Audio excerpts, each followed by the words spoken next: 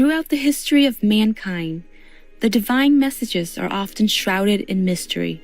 Prophets, messiahs, or whichever names you call them, are often persecuted and oppressed, their words obscured.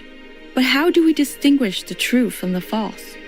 To do so, one can only rely on the divine's guidance, and the truth will reveal itself to those who earnestly seek it.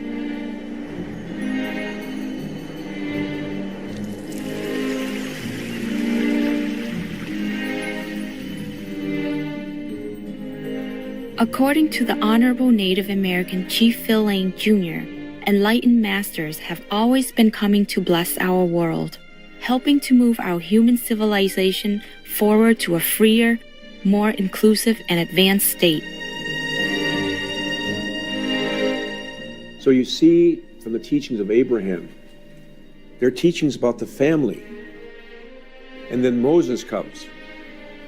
And then Moses begins to teach about tribes. Okay, you see tribes emerging from that part of the world. Then you see the coming of Jesus, and you see city-states in that part of the world. Then you have Muhammad come, and you see again this incredible growth of mathematics. I mean, what was achieved in the sciences, algebra, by our relatives was unbelievable. But then you begin seeing the nation state appear. So it's logical from each step, family, tribe, city-state, nation. What's next? It's the coming together of the human family. As I shared before, one of our old stories, sacred stories.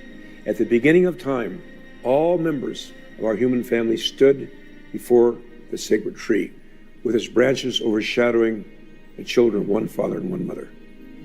And each was given different gifts to develop. And now the time has come when we're bringing all our beautiful gifts together to create this incredible world of light that shall not be followed by darkness.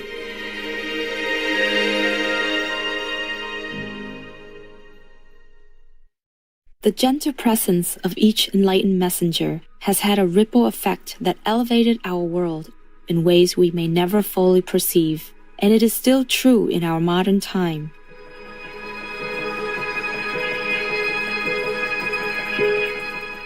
One autumn day in 1993, an intuitive kinship led a respected Native American medicine man to invite a living master and her disciples to his home.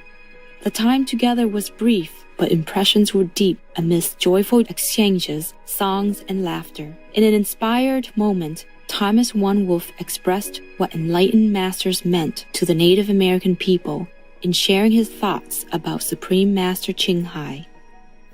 Her wisdom is knowledge shared. So every word that she speaks, when she is being of lightness and happiness and sharing a joke or that way with you, remember something. The only word you're really hearing is joy. Right. That's it. When you are walking with her and you see people that will respect and honor her way and pay homage to her, then you are gifted by the gift of her peace. These are what masters are to the Indian. This is good that the whole world can hear. That the dragon from the east meets the eagle from the west. And they come together and they say, I love you. Then that is the world message.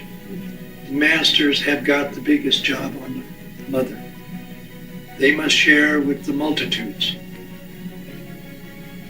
And they are truly the picture I paint when I tell many like yourselves to listen. The thunder voices are coming. I will be doing a very special ceremony for the Master and all of you that walk with you and honor her. I hope and pray that this will make a resounding bell ring of peace that will strike the times, because truly it's the thunder voices that will carry the message. I can only do my part in the most sacred way I know. So our love in our hearts with all of you. You're very, very special. Grandfather doesn't make mistakes.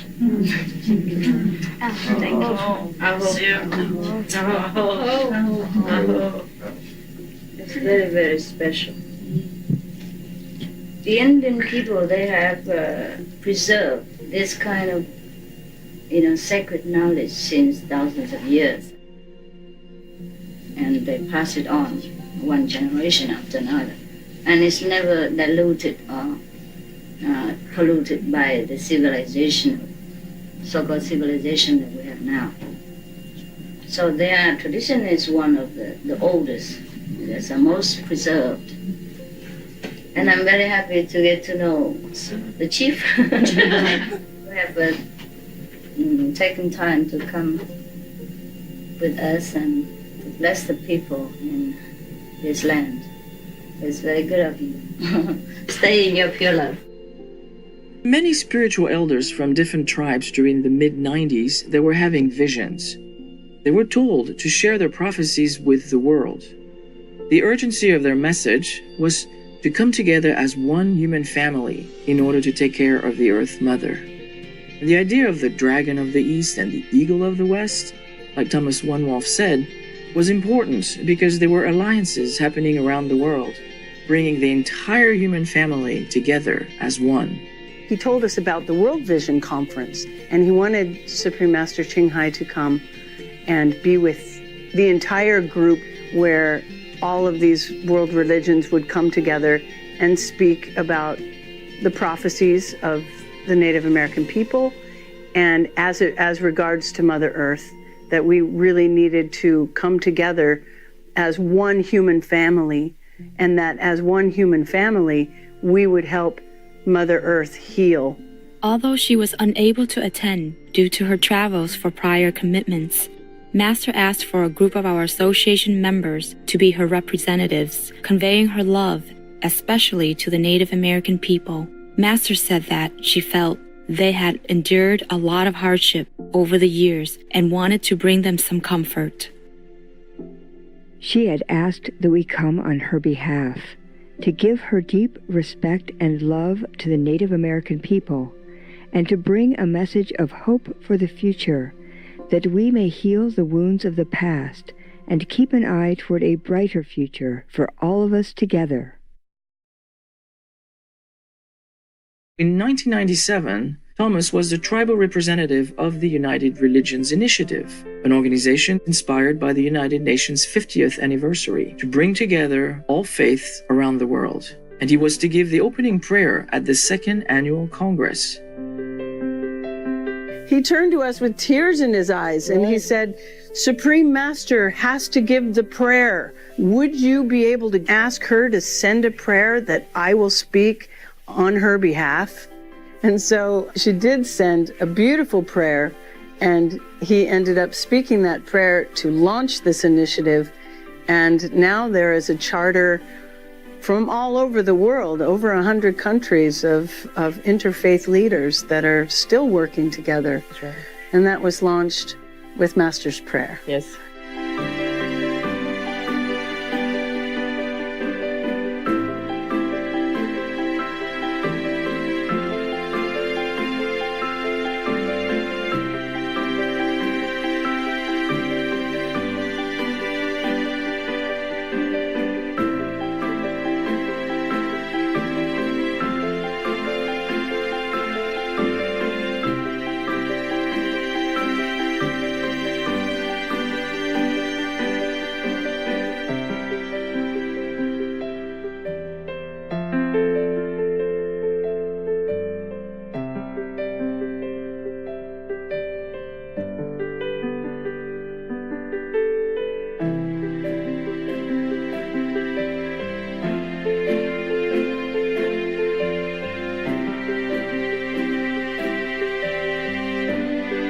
Later, we found out that Chief Phil Lane Jr. has also been working as a Global Council Trustee of the United Religions Initiative. It's one of his many contributions to realizing the Native prophecies of unity. Mitakiepi, I'd like to extend a very, very warm and loving handshake and embrace to Supreme Master Qinghai. Warm and loving greetings. And I thank you so much for your interest in the indigenous peoples of the Americas and other places, but particularly here in what was formerly called Turtle Island or Canada, the United States, because there was tremendous suffering here, as you know. But we're coming back strong. I want to tell you that your students here, your devotees, are such beautiful people, and they represent you so well. They've been so kind and gracious to me. So I have to know their teacher must be a great, kind, and gentle and loving being who knows that each of us is a sovereignty, ancient, imperishable, everlasting.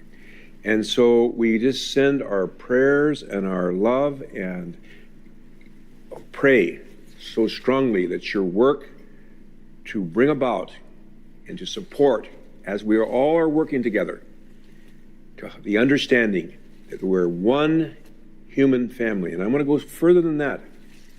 The prior unity and oneness of the human family. In a way, this is the reunion of the human family. So I wanted to personally send this message to you, and I look forward to that time when we can have a more public visit, if that is something that would be good and be uplifting for all members of the human family.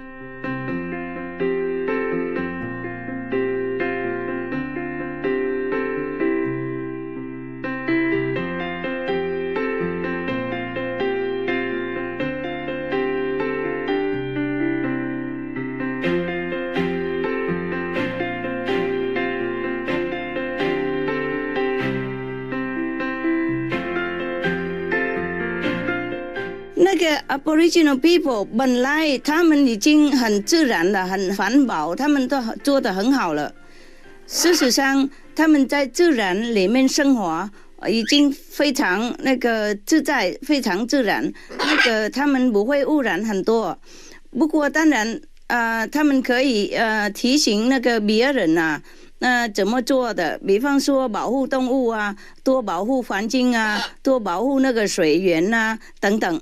这个 Aboriginal 人啊，本来他们都有知道的很清楚，就是要帮忙提醒大家就对了。政府机关啊，现在全世界好像有这个风潮，就是说要很尊重原住民啊，都很尊重他们啊。比方说最近Australia 政府有公开承认原住民的价值，他们的非常高等的价值，还有他们贡献给世界多伟大，他们的智慧多原始多重要，对社会多重要。所以而且在越南也是一样，在越南优乐了，政府也是开始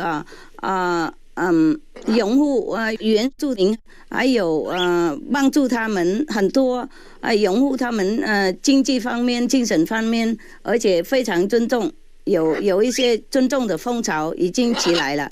所以我觉得所有的政府应该做这样子一样的，原住民应该非常尊重、非常保护、非常拥护他们，而且跟他们学习一些他们的智慧。我认为。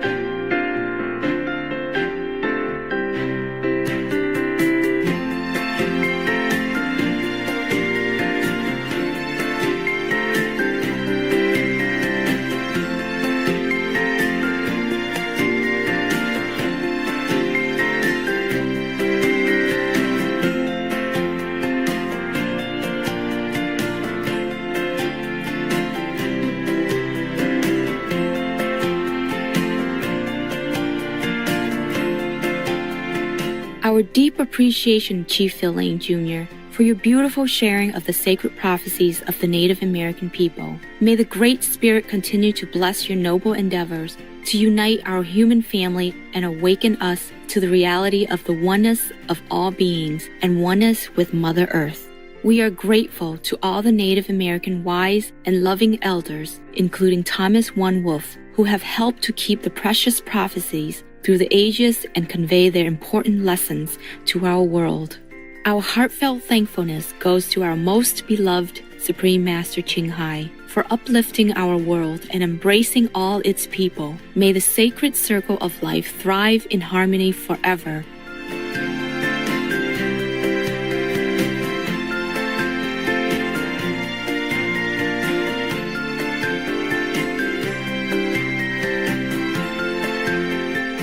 Often thinking of the indigenous people, Supreme Master Ching Hai caringly present a contribution of $50,000 to Chief Phil Lane Jr.'s Four Worlds International Institute for bringing aid and comfort to Native American children and women in need, with all love, friendship, best wishes, and sincere gratitude in Wakan Tonka's embracing eternal grace.